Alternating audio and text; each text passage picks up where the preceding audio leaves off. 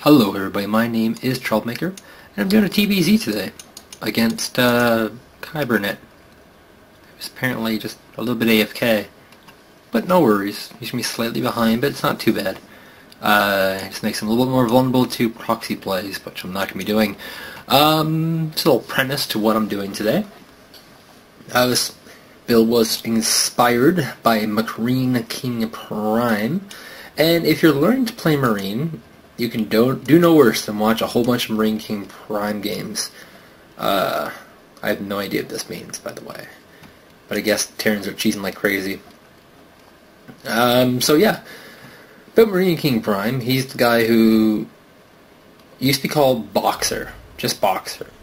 And people started calling him Foxer, because he's a fake boxer. And then he went with, what was a dumb name he came up with?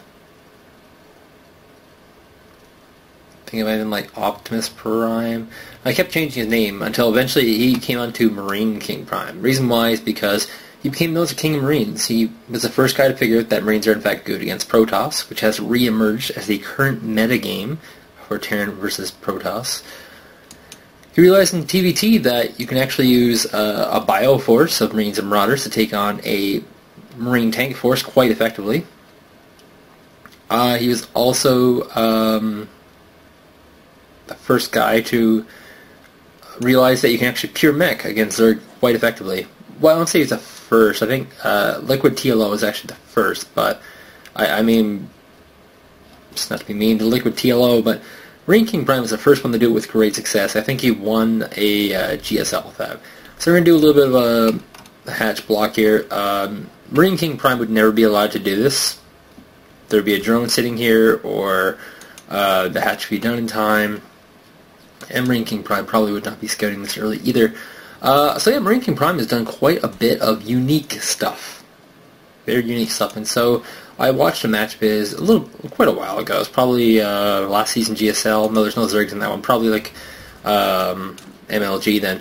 And he redid this build against his teammate Bebong Prime. It was the most ridiculous name possible. And yeah, I'm going to Banshee a Zerg. So with this block, you want to cancel as much as last minute as possible. The number, what's he attacking here, kind of indicates whether he's going to actually expand or not. So you don't have to really scout it. The fact that he's attacking this eBay with 4 drones tells me he's probably going to take an expansion. So I cancel it. I got 94 minerals, and with that cancel, I'll be able to build an Expansiones. So a little bit of the meta thinking behind this build. And, you know, MarineKingPrime has definitely figured that part of this out. Bye, drone. Just gotta save my own SCV. What you do is you build an expansion. Now, what you hope is that when you plant this here, you hope that the Zerg spots that expansion. When a Terran generally expands, it means he's going to have a lot of minerals, which means that he's going to have a lot of Marines. So the proper preparations for Marines are Speedlings, Banelings, a Fast Infester, or some sort of Roach Baneling combination. And also a lot of Queens and Spine Crawlers are also good answers. But all these require a massive investment in something. Infestors is probably the worst thing that could happen to you, but it's pretty easily to beat too. So this is kind of like a catch-22 scenario. Now, if I ever knew what catch-22 meant, I'd probably use it properly. You get the double gas, and in this build, you're going to build an expansion. Build buildings up front to indicate you have an expansion. Saturate your expansion, and you're going to think Marines. So he's going to build lots of Queens, he's going to build lots of Zerglings, lots of Spine Crawlers, all these anti-Marine stuff. And then, after that, you Banshee him with Cloak Banshees. It's going to do a stupid amount of damage, and then your hope from there is that he goes to what would be the normal build, Mutalisk. And your response to this is a lot of Marines, which is what the original presumption would have been. So basically, in short, you're kind of forcing this guy to do what he was going to do anyway, but at a severely disadvantaged position. If that makes any sense. Now, a lot of Zergs have figured this build out, and they realize that going meterless is actually really bad. And so what they'll do often is they will cede ground control or air control to you. They'll let you have the Banshees, let you have the medivacs, and those go like Infesterling. They might go straight to Brood Lords after getting so many bases, but their metagame definitely shifts quite a bit. There is no meterless harassment. It's totally Zergling Infester type play. Very well, the Infesters at least are very slow and immobile units. The Zerglings are very fast, but the Zerglings are very, very bad against Marines. So yeah, we're gonna go with a lot of Marines. You can see I got the reactor down, getting down next rack, and that rack's will have a tech lab on it, and we'll get upgrades. And yeah, we're going to get a Stargate after that. Might be a little bit delayed. I was a little bit tired when I was playing this game, so my micro's not on par. I wasn't playing all that well. What can I say? I had an 18-hour shift, and when I came up from that, first thing I was like, I want to play StarCraft 2. I just really want to play StarCraft. So I did like a lot of bonehead moves, like, I let him see my SCV, and then I build the bunker. And of course, he doesn't see the bunker at all, but because he saw the SCV, he's going to send units to inspect it. So that's not good. If I would have, not done this and built the bunker, like maybe right here, be a good spot for the bunker, just against a wall somewhere where you can't get a good surround. But no, I did the bonehead move, and I'm going to lose this pretty easily from a lot of lings. The fact he has a lot of lings is good. Now he does have an Overlord right here. And I'm keeping this alive for now because this is the, like I see it too, by the way. Like, I see it. I know it's there. But I'm leaving it alive. The reason is because I'm showing to him, as you can see, he sees no gas, right? And he sees a lot of minerals. So this is going to tell him Marines. Big, big Marine push. Massive amount of Marines. And that's why he's making all these lings. He's making stupid amounts of Zerglings, not because he's going to do any cheese or anything, but he wants to defend a very simple Marine push. So now I'm going to go for that kill. I left it alive long enough, just because I'm getting out my banshee. And, I could have left it alive a little bit longer. And a lot of times what's good is you can time off your banshee hits with killing that... kill an Overlord, and then there's a pretty high chance that he'll have less queens available. Because the second that he sees my Banshee, and he doesn't know about it yet, he's going to make a shit ton of queens. You can see he's going for the double ups. And double ups is kind of scary, actually. Heavily upgraded Zerglings are really, really good. And I'm going to get some upgrades myself. Have some very upgraded Marines. I put down a reactor on this factory for this building here. But, it's a stylistic choice. I like to have a few Hellions when I do this kind of push, just because of how cost-effectively they trade against Marines. So yeah, we're gonna make some Hellions. Got the Banshee coming, and also another thing is that the Zergs will not be prepared for this because this is a this is an 11-minute Banshee, and with the MarineKingPrime Banshee build, he builds the Banshee very much faster than this. He'll have it at like 9 minutes. He doesn't build all these back. Like I said, these barracks. It's an Inspire build. It's not, it's not his build. FYI. A little bit supply blocked right now. I'm building supply depots though. Got the command center coming down. The third command center coinciding with this attack. And now I have La Cloak Banshee coming out. As you can see, this Zerg is not playing particularly well either. His overslide spread is not so good. He doesn't have much for map vision. His map vision largely consists of, just stuff. And so I scan and I see the double ups. I'm like, oh, double ups. So that kind of tells me he's gone very, very heavy into the Zerglings. And here comes La Banshees. 2 Banshees can actually one-shot each drone, so that's good. Killing queens, very good. Every queen that dies is like a 50% production cut to every single hatchery. And that's he was blocking my command center. Kind of a dick move. And so yeah, we're gonna kill a lot of drones here. A lot. He could pull these, but honestly, he's saturated everywhere, and he's got a lot of observers coming out. Or not observers, overseers. And so now he's gonna come down with his 4 queens, and he's actually gonna chase me with this one, Mr. Carbonet. And so I moved my command center here. I can't remember why I did this. I think I was trying to check and see if there's like a mass Ling presence coming my way, but there's not. Here it comes. And so I'm bringing my Banshees home, just because he has protection and he has a lot of queens. And, you know, these are pretty high killing Banshees. I got a 15 kill Banshee, I got a 9 kill Banshee. That's not bad, that's pretty good. I think that's pretty good. And so we're going to kill off this Overseer, which is on the hold command, or the follow command, I mean. And we got our 4 Hellions. They're going to be very cost effective against Zerglings. I saw double up, so what am I doing? Getting more upgrades. I got to. You got to keep up. So I built the single Viking. This will snipe overlords, but as you can see, there are none like really floating around. And so we're going to come up with this pretty big push.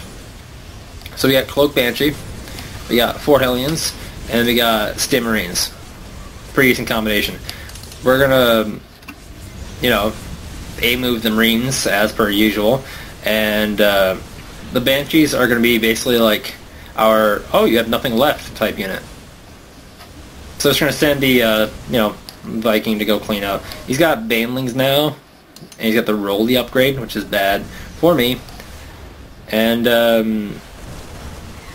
just trying to snipe off this Overseer here, so that my my Banshees continue doing a lot of damage. And you can see they're doing quite well.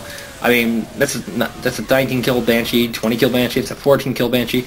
They definitely pay themselves off very, very fast. And then we got the Raven out. The Raven has a few purposes. If he decides to go, lost control. If he decides to go,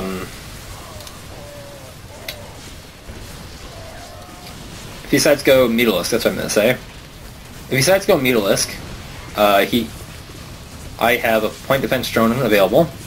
If he decides to go Burrow Banelings, I have a detector. And if he decides to go Infestors, I have a detector for Burrow as well. And so we're just going to use cannons for now, just because he doesn't really have like any of the things I'm worried about right now. But this, like, this unit's doing quite well. It's not dead. It's got 5 kills. This guy's only got 1. He hasn't paid himself off yet. And it's going to be very hard to pay himself off, just because, you know, overlords are in bad places. He's got to kill 2 to pay himself off, just so you guys know. So we got Marines, 1-1 upgrade. We're getting down a 2nd engineering bay, because we got to be able to catch up to Zerg on the upgrades. You got to match upgrades. So the Zerg's playing a little bit greedy. I just killed a base, killed a lot of drones. He's taking this one, he's taking this one. So, you know, this is usually how it works, is like Terrans will take this line of bases here in a forward push. In a non-forward push it goes like but this one's so far away from this one there's no point in taking it. So yeah, he's basically banking on the fact that I won't attack anymore, especially this base, and that I will be playing pretty passive.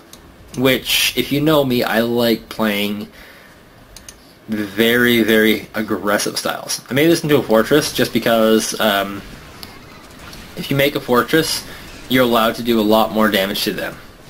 And I don't mean like this, like, you know, like my 14 kill fortress. I mean in the sense that I can be aggressive and push out and not worry about counterattacks in 2 flanks. I rally all my units here, so this place is defended. If he goes for counterattack, I just throw up my depots and I'm safe.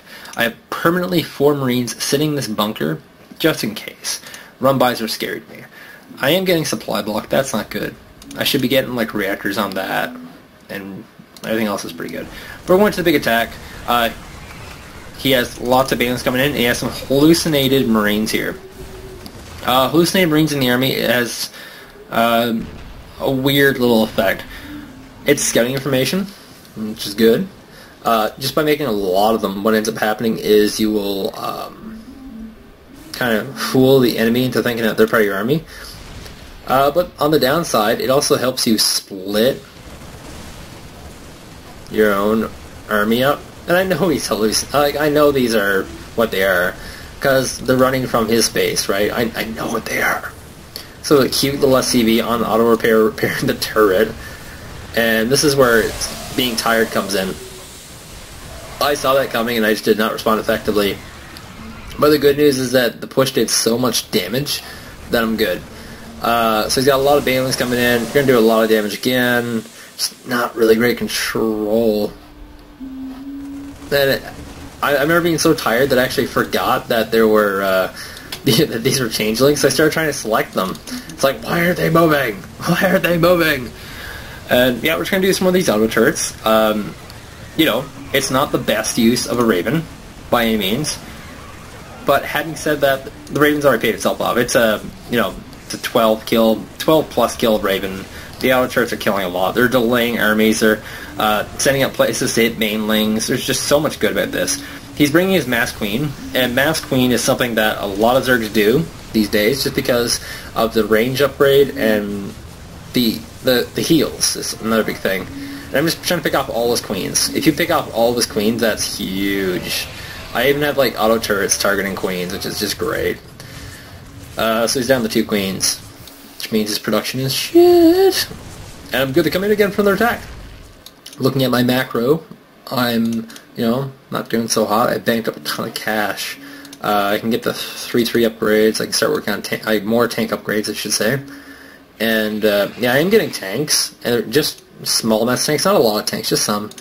I can get Banshees again, just because Banshees are good. I don't have upgrades on them, which is kind of shit, but it's the best I ever did. And this Banshee is picking off lanes left and right. And oh, here's another one of my goofs. I ran up the ramp to a bunch of banelings. If you're a Zerg and you're playing like low level, this is such a brilliant thing to do. Have banelings sitting around here, and as soon as the Terran pokes up here, it's go poof, and you kill everything. It's crazy good. But unfortunately, he just doesn't have enough to break this. Some Marauders, a 5-kill Marauder, 5-kill Marauder. Usually you don't see really high-kill Marauders, truth be told. Now, I don't have medivacs, and in truth, you can actually shift the medivac production right now. And it's probably smart. Just because it keeps, like, when you have a big Marauder base like this, it really, really keeps your units alive. And the Banshee, they're picking off the Zerglings off of this poor tank, which only has 4 hit points. I'm not particularly interested in protecting it, just because it's not really an important unit to me right now. I know it's like a 22 kill siege tank, and it's really good, and the siege tank's really good, but in truth, my big winners are the Marauders. They do bonus damage versus buildings, because all buildings are armored. You know, so do siege tanks, yeah, I know, but they're not as mobile, and you can't stim them, and DPS is actually lower against buildings. And now my 16 kill Banshee is just picking off lings. People think this is a bad use of Banshees. I don't think so. This is a good use of Banshees. I have this guy clean up here, and you know, I'm going to have another big army clean up this base. Purely Marine. This is actually, game's been over for a while. He's just basically just sitting around. He's got lings coming in, but I got a Viking here. Vikings are pretty good. Okay, I lied. They're actually really not that good. Oh god. 2 armor upgrade. I wish you'd upgrade this fusion cutter. That'd be sweet. We got the 3-3 coming along, so we're pretty well maxed.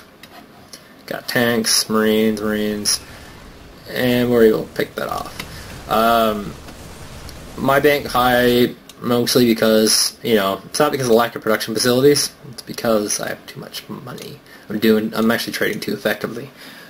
So yeah, that's the strategy in a nutshell. You know, fast expand, wall off, let them know that you're expanded. They can think you're building lots of Marines, but you're going to anyway. Shocking on with the Banshee. Build the Raven, it's going to be good. And after that, either switch into Marine, Medivac, Tank, or even throw more Banshees. Both are very good.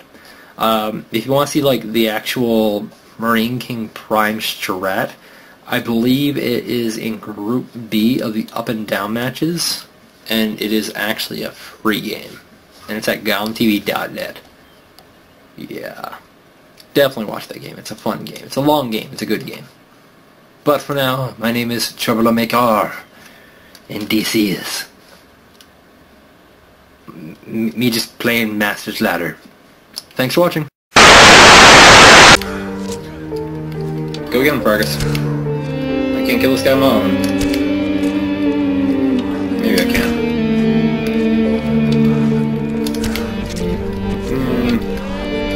Hard to say. This guy's pretty tough.